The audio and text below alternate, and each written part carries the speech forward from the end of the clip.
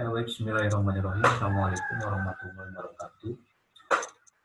Dalam pembahasan kali ini kita akan masuk kepada pembahasan pendekatan sosiologi kultural. Saya menyebutnya sosiologi kultural. Tapi yang lazim digunakan adalah istilahnya itu nantinya sosiologi sastra, gitu ya. Nah, jadi Anda jangan terlalu memperdebatkan permasalahan penamaan mau sosiokultural atau sosiologi sastra. Intinya mah itu yang akan kita cari, karena kan fokusnya itu akan berfokus pada sebuah teks sastra seperti itu ya, baik itu nantinya prosa maupun sebuah teks drama atau teks puisi seperti itu. Nah, dalam penjelasan kali ini yang perlu Anda pahami berkaitan dengan sosiologi sastra adalah ketiga hal yang akan selalu berkaitan. Karena nanti kita akan berbicara sastrawannya sebagai orang yang menciptakan, lalu ada hasil ciptaannya yang kita sebut sebagai sebuah karya sastra atau teks sastra tersebut, dan juga nantinya ada masyarakat pembaca atau pembaca masyarakat pembacanya yang nantinya dituju atau menjadi sasaran dari sastrawan untuk menyebarluaskan gagasan-gagasannya tersebut via-nya itu atau melalui medianya itu media karya sastra. Nah, yang perlu Anda pahami pertama adalah bahwa karya sastra itu tidak jatuh dari langit. Jadi karya sastra itu bukan berupa sebuah kitab suci yang mendapatkan wahyu melalui perantara Muse, Hermes atau nanti Jibril seperti itu ya. Jadi karya sastra itu diciptakan oleh manusia. Jadi penciptanya siapa yang kita sebut tadi istilahnya itu sebagai sastrawan. Nah, karya sastra itu diciptakan juga oleh sastrawan untuk dinikmati, dihayati, dipahami, dan dimanfaatkan oleh masyarakat. Nah, tentunya setiap karya sastra yang dibuat atau setiap karya sastra yang diciptakan itu dengan serta-merta nantinya merupakan sebuah gagasan yang ingin disampaikan oleh pengarangnya, yang ditujukan nantinya untuk masyarakat pembacanya, ya, untuk dinikmati dan dihayati dan juga dipahami. Dan nanti ini akan berkaitan juga dengan apa yang selalu kita sebut sebagai fungsi sastra, yang menurut Homerus itu harus selalu diuce et utile, itu menghibur dan mendidik. Nah, muatan mendidiknya itulah yang nantinya peran dari pengarang untuk menyampaikan gagasan melalui karya itu muncul. Dan jangan lupa juga bahwa sastrawan itu merupakan bagian dari anggota masyarakat. Ia selalu terikat oleh status sosial sebuah tertentu.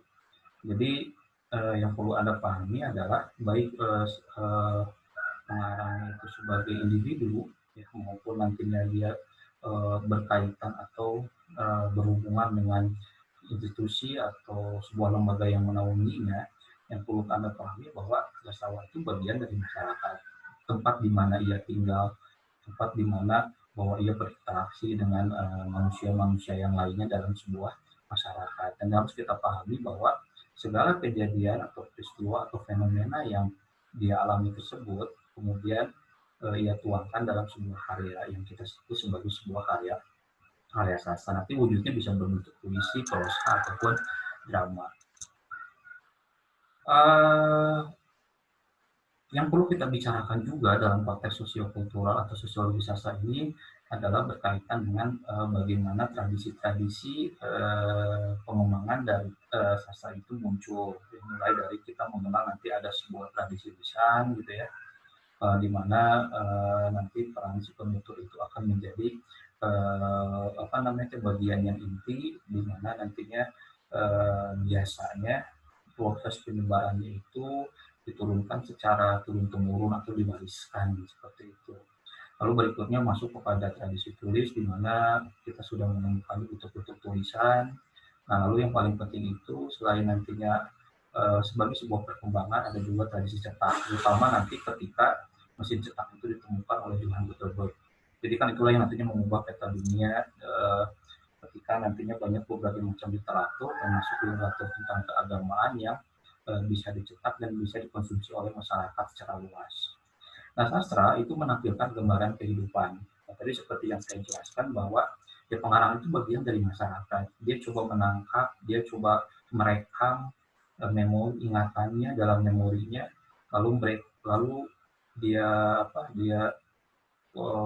kemas, ditambah dengan gagasan-gagasan yang ingin dia sampaikan, lalu terciptalah sebuah karya sastra. ya bahwa di mana bahwa karya tersebut intinya itu adalah bercerita tentang kehidupan gitu ya, kehidupan apa ya, setidaknya kehidupan dari yang pengarang atau pencipta tersebut alami gitu ya, baik secara langsung maupun secara tidak langsung.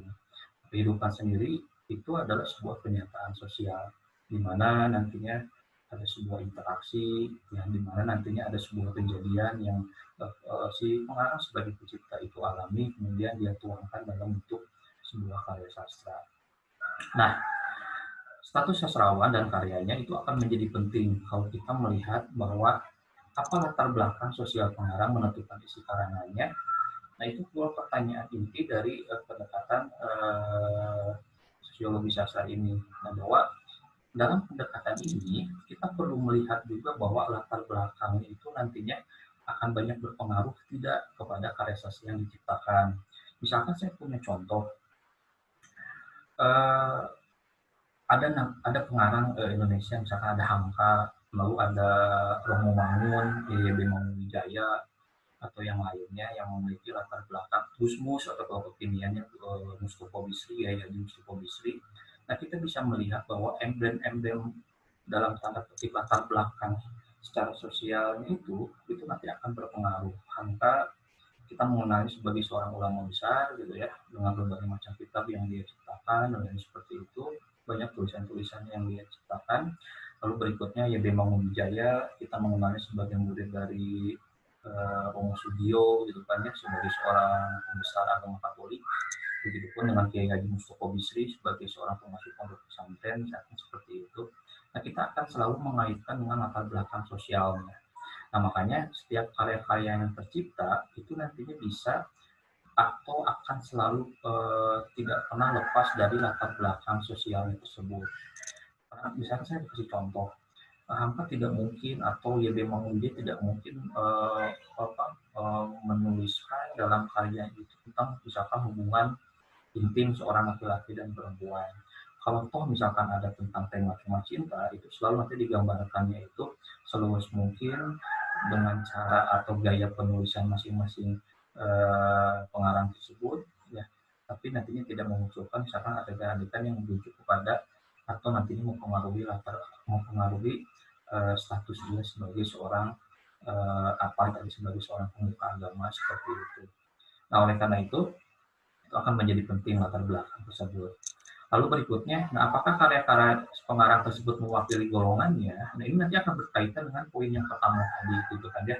Nah, makanya kalau misalkan ada pertanyaan, kira-kira kenapa seorang Hamka harus menulis sebuah novel? Nanti kan ada Berlindung di Bawah Ka'bah, ada Tenggelamnya Kapal Pandewish, YB Mangunwijaya menulis burung-burung manyar, menulis nantinya pohon sesawi dan lain-lain seperti itu, rumah bambu gitu ya, dan seperti itu. Tujuannya untuk apa? Nah, kita bisa melihat bahwa dilihat dari status sosialnya, lihat dari peran dia di dalam masyarakat gitu kan ya, karya-karyanya itu nantinya akan mewakili eh, apa latar belakang dia, atau secara sederhananya kan kita bisa melihat di situ ada misi dakwah. Kita berbicara misalkan karya-karya Hamka gitu ya, atau misalkan ada misi zending atau misi penyebaran agama, misi gospel yang coba dimasukkan dalam karya-karya yang ditulis oleh YB Mangunwijaya seperti itu. Lalu muncul pertanyaan berikutnya, apakah karya sastra yang digemari masyarakat dengan sendiri tinggi mutunya?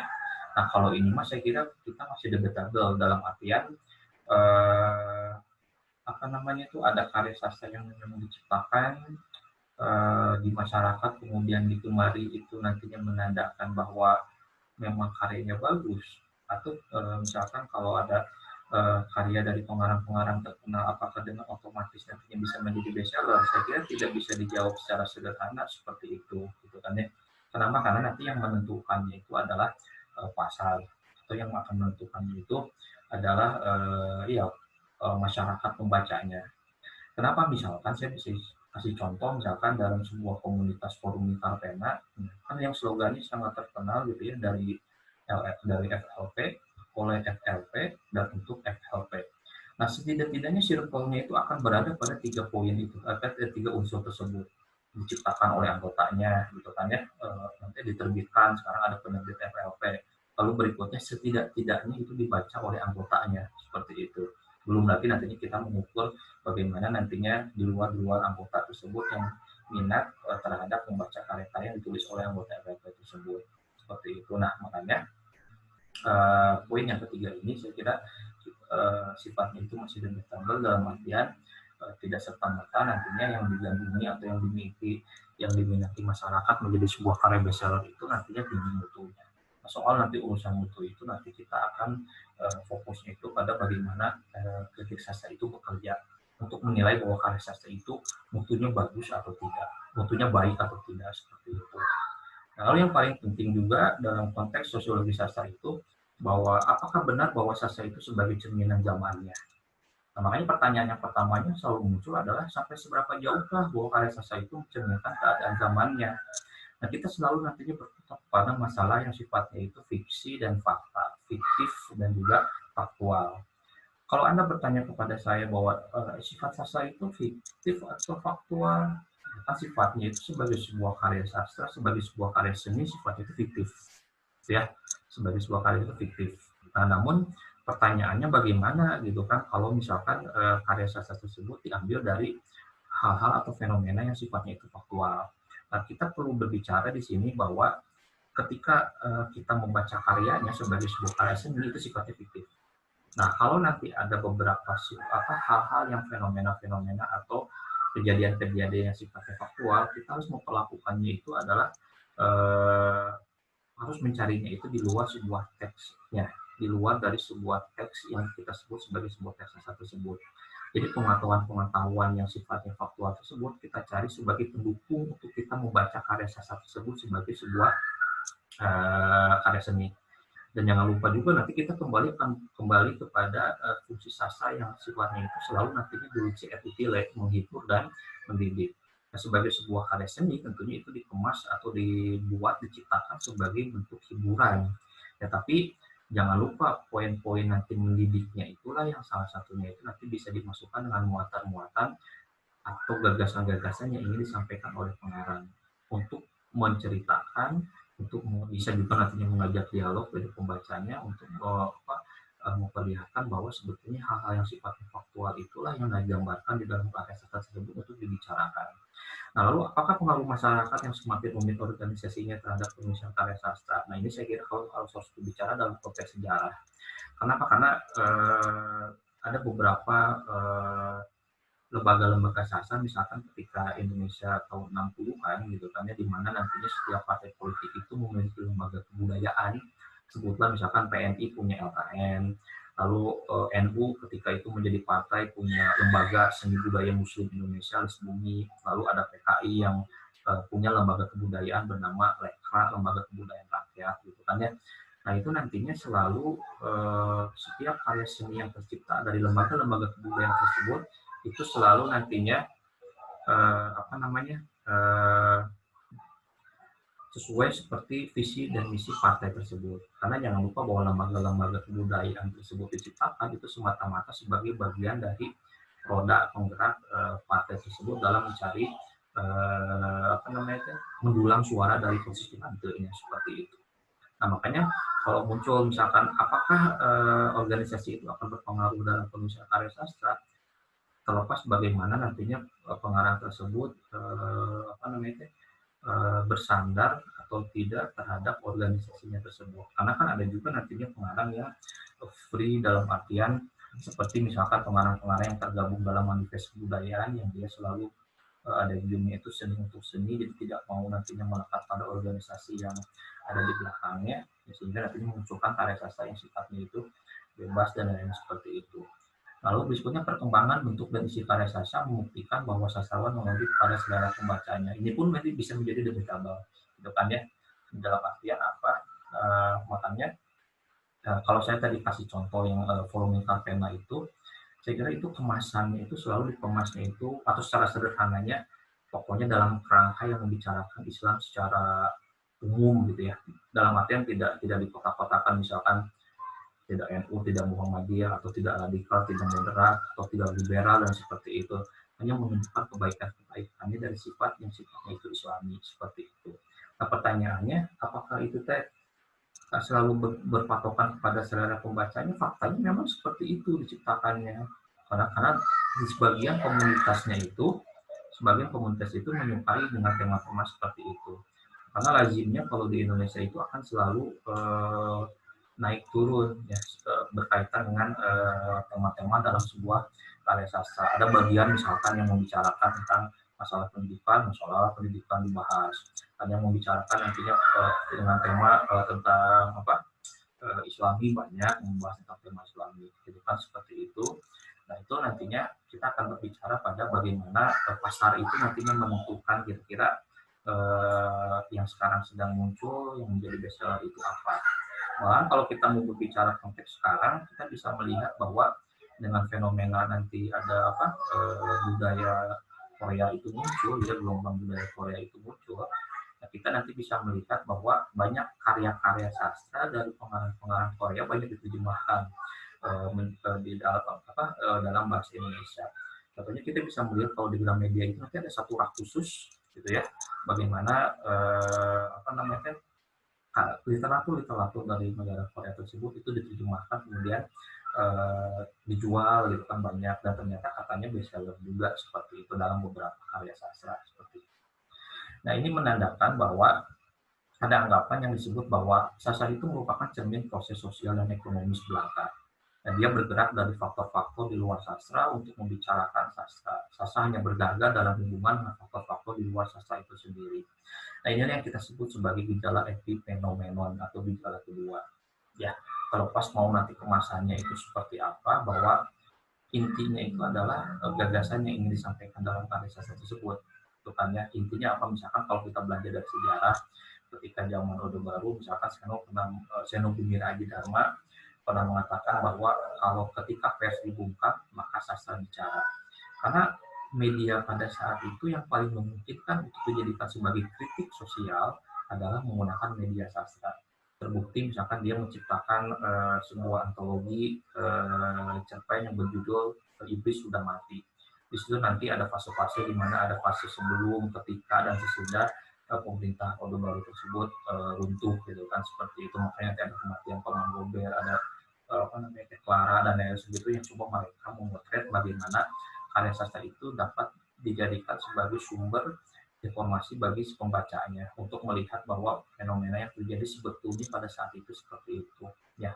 Nah, hanya saja kan yang perlu diingat bahwa karya sastra itu tidak bisa kita baca dengan secara biasa gitu kan, dalam artian perlu pemaknaan yang lebih luas lagi atau berada di pemaknaan kedua untuk menangkap makna-makna yang sebetulnya ingin disampaikan seperti itu. Nah, itu yang kita sebut sebagai gejala epifenomenon. Nah, yang tak kalah penting adalah bahwa struktur sastra ini menjadi penting juga. Kenapa? Karena tadi yang seperti saya jelaskan bahwa Anda itu bukan mahasiswa sosiologi, bukan mahasiswa antropologi yang melihat fenomenanya secara langsung, tapi Anda melihat fenomena yang direkam dalam sebuah teks yang kita sebut sebagai sebuah teks sastra. Nah, dengan seperti itu, otomatis nanti Anda harus melakukan apa yang kita sebut sebagai analisis teks. Jadi nggak bisa terlepas dari analisis secara struktur, bahwa analisis teks itu untuk mengetahui strukturnya, ya dipergunakan untuk memahami lebih dalam lagi mengenai gejala sosial yang ada di luar sastra. Nah, jadi pendekatan sosiologi sastra ini nantinya melengkapi dari apa yang kita sebut sebagai analisis struktural gitu kan ya. Jadi kalau struktural fokusnya itu pada unsur intrinsiknya, sedangkan sosiologi sastra itu bagian dari unsur ekstrinsiknya yang coba kita cari untuk melengkapi menjadi sebagai unsur pembangunnya lengkap pada unsur intrinsiknya dan unsur ekstrinsiknya seperti itu.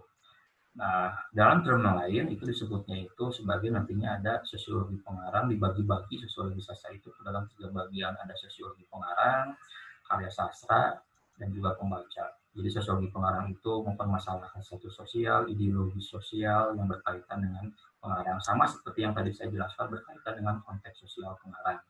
Nah, sosiologi karya itu mempermasalahkan karya sastra itu sendiri, yang menjadi pokok penalahan adalah apa yang tersirat dalam karya sastra dan apa yang menjadi tujuannya. Itu yang kita bahas secara rinci itu dalam analisis struktural, juga sudah memenuhi berkaitan dengan unsur sosiologi karya tersebut. Gitu ya, termasuk nantinya kira-kira fungsi sosialnya untuk apa. Jadi muatan mendidiknya itu nantinya dalam kerangka apa bisa nantinya kritik sosial dan lain-lain seperti itu. Nah, sosiologi pembaca adalah mempermasalahkan pembaca dan pengaruh sosial karya sastra. Jadi kembali lagi tadi kepada masalah yang kita bicarakan bahwa kira-kira ini tujuannya untuk apa dan untuk ditujukan karya sastra ini ditujukan untuk masyarakat pembaca yang mana seperti itu. Saya misalkan kalau misalkan beri kasih contoh yang bagus misalkan seperti ini. Kan nanti kalau dalam level nasional kita mulai ada Koran Kompas, Republika dan lain-lain seperti itu gitu kan ya. Nah, nanti kan dia memiliki segmen pembaca tersendiri gitu kan ya, nanti Kompas dengan gayanya, Republika dengan gayanya gitu kan ya, dan koran-koran yang lain dengan gayanya, dan dia nanti punya pangsa pasar tersendiri. Begitupun dengan nantinya karya sastra seperti itu gitu ya, dia nanti ditujukan untuk pangsa pasar yang mana tergantung bagaimana topik yang dibahas atau tema yang dikembangkan di dalam sebuah karya sastra tersebut seperti itu.